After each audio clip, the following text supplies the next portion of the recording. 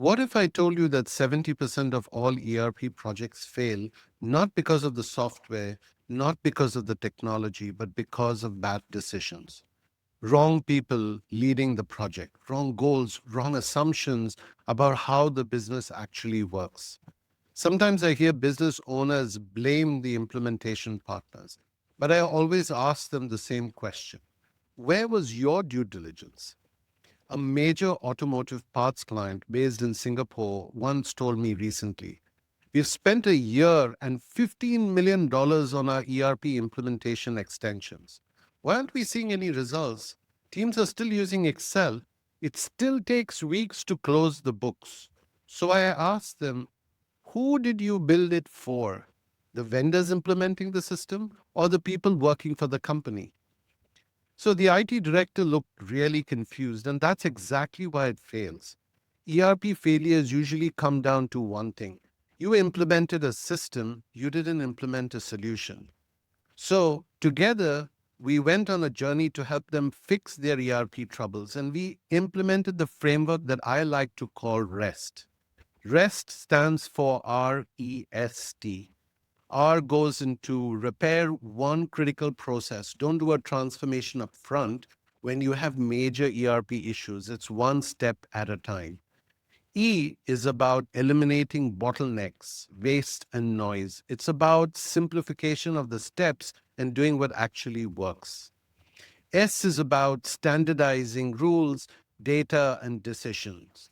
This makes sure everyone is following the same rules, data definitions, and everyone is aligned on the decisions that are being taken together. And T is about transforming the workflow with clarity and automation. I love this step. This is where you walk the talk and implement solutions that work. Solutions that actually drive clarity and use the systems in the right way.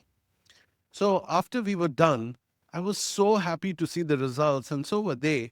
It became apparent that this could be implemented in other companies. Hi, I'm Noel Benjamin Dcosta, and I've led large global multi country ERP and AI transformation across 10 industries, right from defense and logistics to retail and government.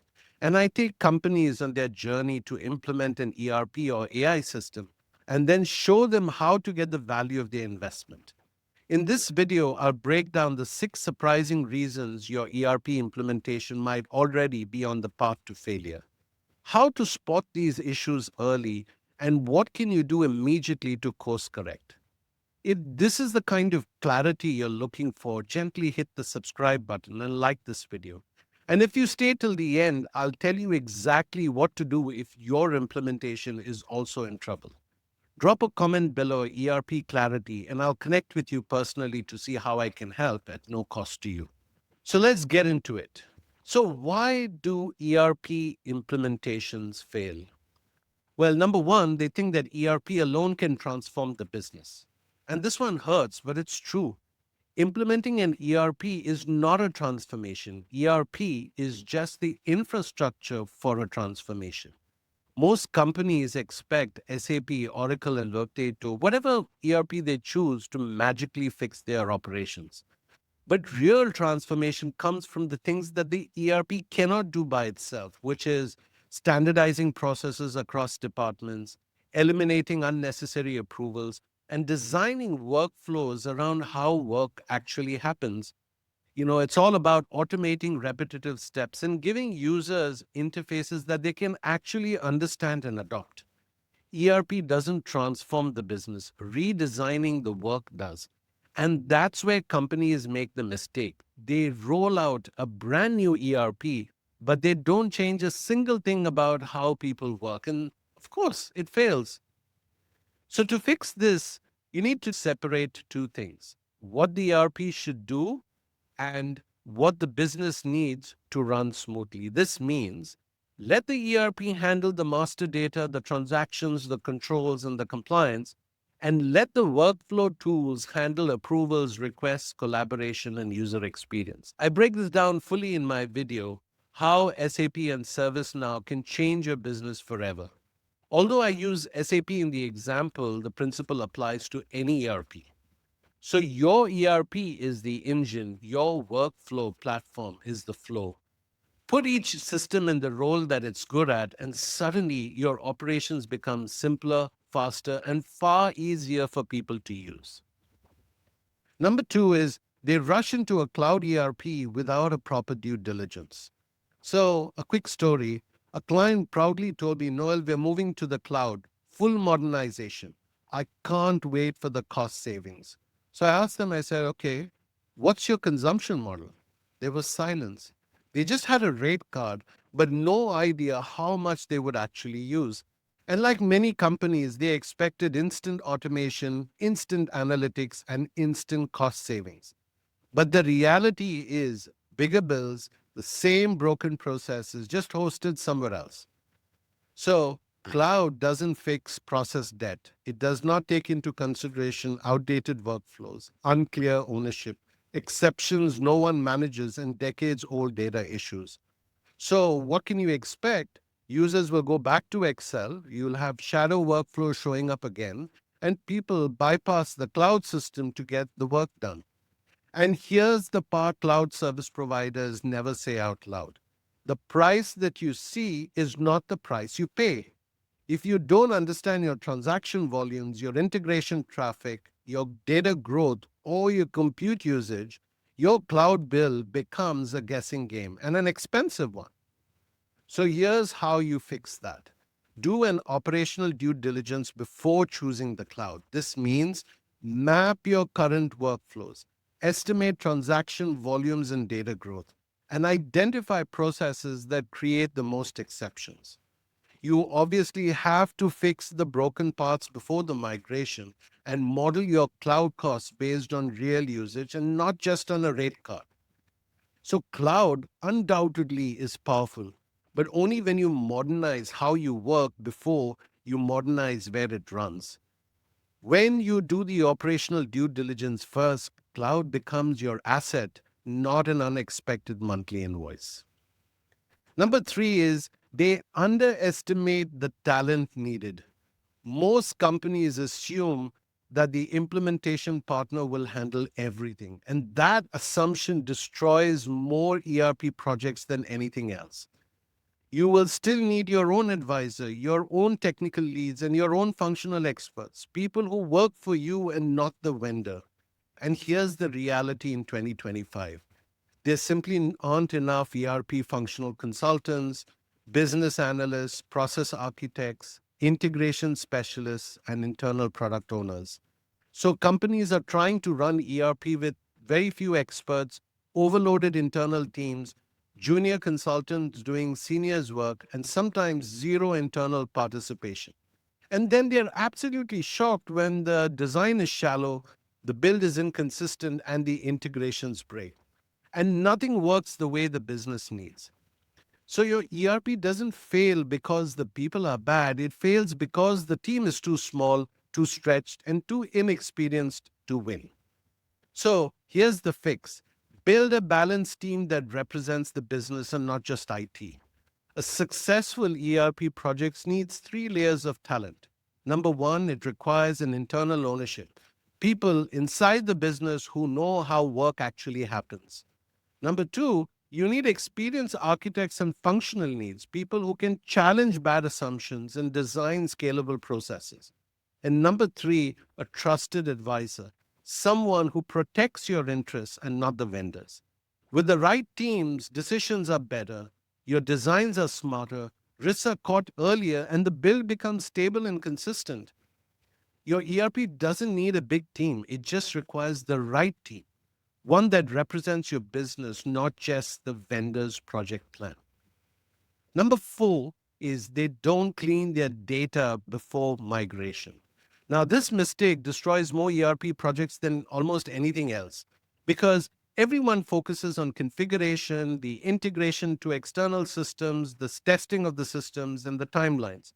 But the one thing that decides whether your ERP actually works is the thing most teams avoid, and which is your data. And here's the uncomfortable truth. If your data was dirty before, it will be disastrous after the migration. Modern ERPs are strict, they enforce the rules immediately. So if you have missing vendor data, POs get blocked. If you have duplicate customers, the credit limits break. And if your contracts are outdated, pricing errors show up everywhere. And if you also have inconsistent materials, the planning and the MRP will definitely fall apart. Most companies think the ERP is failing, but the ERP is actually doing its job. It's exposing problems your old system quietly tolerated. Because we all know this, right? Bad data is equal to bad decisions, and there's no way around it. Invoices will get stuck, procurements will slow down, and the inventory becomes unreliable, and reporting loses all its credibility. And here's the biggest misconception: data migration is not an IT task, it is a business responsibility. Finance owns the finance data, procurement owns the vendor data, and HR owns the employee data. Operations have to own the material data. But what happens? Everyone quietly hopes IT will fix it later, and then later becomes go live, and go live becomes chaos. So the fix is treat your data cleansing as a core work stream and not a side task. And here's what successful ERP projects do: they define what clean data actually means, they assign data owners in each department. They will focus on cleaning legacy data before mapping it, standardize the naming, the units, the structures. They'll remove duplicates, the expired records and outdated contracts, and validate the data with the business and not just IT. So think of it this way, right? Your ERP will amplify whatever you feed it. If you feed it clean data, it will become a powerful engine. If you feed it garbage, it becomes an expensive disaster. And cleaning the data isn't optional, it's the foundation of everything that comes later. So the fifth mistake is that every department customizes their own way. This mistake quietly destroys ERP projects. A small customization here or a quick tweak over here, and then suddenly your ERP becomes 10 different systems living within one platform. And then procurement adds more fields, finance adds their own layouts, HR will modify the screens to match their old processes, and operation builds entire objects because their teams work differently. What you end up with is a Frankenstein system. It's not SAP, it's not Oracle, not Workday. It's a stitched together monster that breaks with every update, confuses the hell out of every user. It ruins the integration and blocks the automation and triples your maintenance costs. When every department builds their own version of the truth, you lose the entire point of an ERP, which is all about one process, one standard, and one source of truth. So the fix is you need to enforce standardization with a clear design authority. Winning organization puts guardrails in place. Some of these could be one global process owner per process, right? Very, very important. One approved data model, one standard workflow per scenario, a review board that can say no to unnecessary customizations, a change policy that protects upgrades and integration. Well, the rule is simple: customize only when it delivers measurable business value, not because the department prefers it.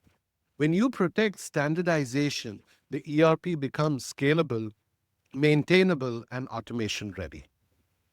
The last one is they ignore change management until go live. And this is the most expensive mistake of all because team spends months, sometimes years, designing, building, and testing the ERP, and then wait 2 weeks before go live before someone asks, uh, have you trained the users? And the answer is, well, we'll run a few workshops. So here's the truth: change management is not about training, it's not a PDF, it's not a 1 hour webinar. Change management is everything you do before the build, during the build, and long after go live. It's all about making people actually change the way they work. Because most ERP failures don't happen at go live, they happen on the first Monday after go live when the emails start flooding in. It's not working. I can't find this. This wasn't designed for us. Can we go back to the old system? Not because the ERP is bad, but because no one prepared the people who need to use it. So the fix is build adoption from day one, not the last 2 weeks. Winning teams treat change management as a core work stream and not an afterthought. And that means bringing users into workshops early, showing the prototypes before the decisions are final, explaining why the change is happening, preparing the leaders to support their teams, and building champions in each department. You have to run practice cycles before the go live, and you need to be giving real support after launch, not call IT if there is an issue. So people don't resist technology, they resist being surprised by the technology. And when you prepare them early, you involve them in decisions and support them through the transition, adoption becomes natural. The systems become usable, and the ERP actually delivers value. So, these five winning habits are the reason some ERP projects actually deliver value, while others collapse under politics and complexity and confusion. So, in the next video, I'll show you how to spot ERP troubles early and the early warning signs most teams miss until it's too late. So, if you're in the middle of an ERP mess or planning an ERP implementation, this channel is for you. Every week, I break down real world fixes for ERP, for ServiceNow, and the business transformation. I also talk about AI and how you can embed AI into your ERP system. So if you like this video, hit the subscribe button and give it a thumbs up. It helps me understand how I can better support you and your team. And if you want to read about my experiences and references, have a look at my LinkedIn profile. The link is in the description. If you want help diagnosing your ERP challenges, drop a comment below and I'll reach out to you personally at no cost to point you in the right direction. Subscribe if you haven't already, and I'll see you in the next one.